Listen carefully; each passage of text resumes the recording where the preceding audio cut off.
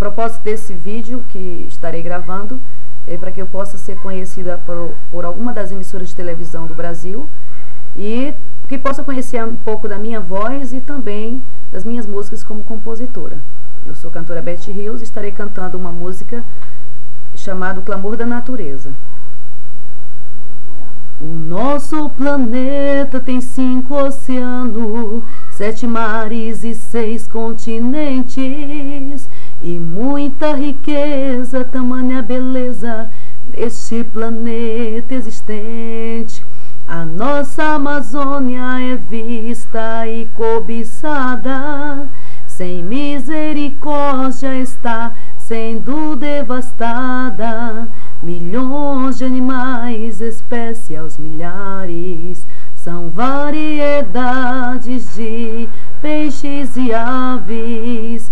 Até quando você, homem, vai extinguir o habitat dos animais? Chega de queimadas e de derrubada, as nossas florestas clamam por paz.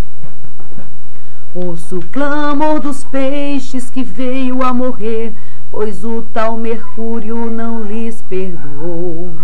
Rios contaminados e o ar poluído, o grito das aves que sem mata fugiram, violentaram a mãe natureza, extinguindo a nossa riqueza.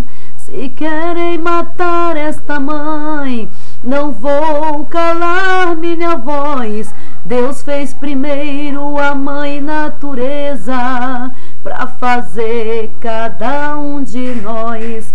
Deus fez primeiro a mãe natureza para fazer cada um de nós. Até quando você, homem, vai extinguir o habitat que Deus criou?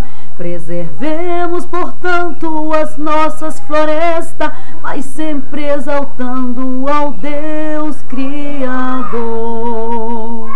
Muito obrigado a Deus e a todos vocês que estão ouvindo e vão gostar dessa música e do meu vídeo. Que nos convidem para nós estarmos cantando em rede nacional. Esse é o desejo do meu coração. BETH RYOS.